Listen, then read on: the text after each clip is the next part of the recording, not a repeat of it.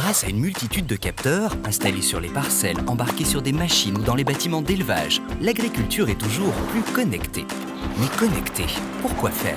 Eh bien tout simplement pour agir, c'est-à-dire pour rendre l'agriculture plus précise, plus productive et durable, et pour améliorer les conditions de travail des agriculteurs. Regardons de plus près comment cela marche, ou plutôt de plus loin. Un satellite survole cette parcelle de blé tendre.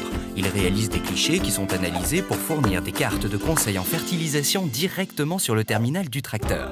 Grâce à la géolocalisation, le logiciel module la fertilisation au mètre près. Restons sur ce tracteur. Non content de se repérer dans l'espace grâce au GPS, il enregistre sur son terminal une multitude d'informations. Consommation de carburant, temps passé à l'hectare, usure des pièces. Autant de données qui permettent d'avoir une vision très nette des coûts de production à l'hectare. En bordure de champ, cette station météo communique au smartphone de l'agriculteur des informations utiles pour décider d'une intervention ou pas. Connecter pour agir, c'est le rôle des capteurs, et ils sont partout dans la ferme de demain.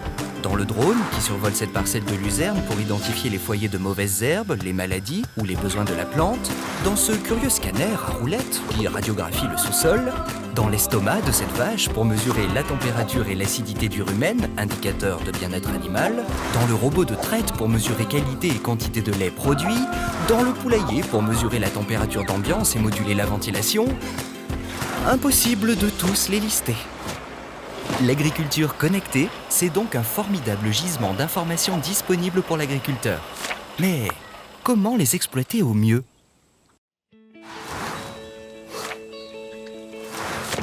On l'a vu, les capteurs sont en train d'envahir l'espace agricole, du tracteur à la vache en passant par le bâtiment d'élevage. Ils alimentent aussi une base de données techniques. Avec le Big Data, on change d'échelle. La base de connaissances s'élargit. De l'échelle de la ferme, on passe à celle du territoire, voire à celle du pays, voire au monde entier. Et on démultiplie l'information de toutes les exploitations connectées en les recroisant avec d'autres sources. État d'avancement des récoltes, référentiel de coûts de production, état des marchés, autant de nouvelles données utiles pour l'exploitant. Attention! Alerte aux pucerons au GAEC des cerises! Tous les agriculteurs riverains sont informés immédiatement et en mesure de prévenir l'infection. Département des Deux-Sèvres, on note une forte augmentation des pathologies respiratoires sur broutard cette semaine. La vigilance s'impose. Les informations issues du Big Data servent donc à sécuriser la production, à se comparer aux autres et à prédire l'avenir pour mieux anticiper.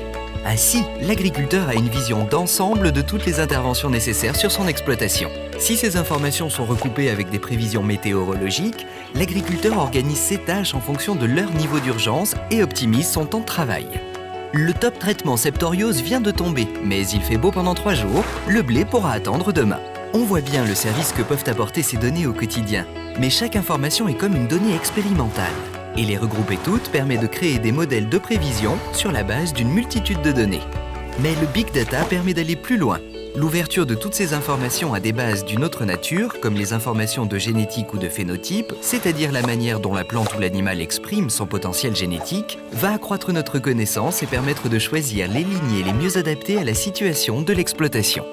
Le potentiel du Big Data est important, mais il pose aussi un certain nombre de questions sur la circulation et l'accès à ces informations.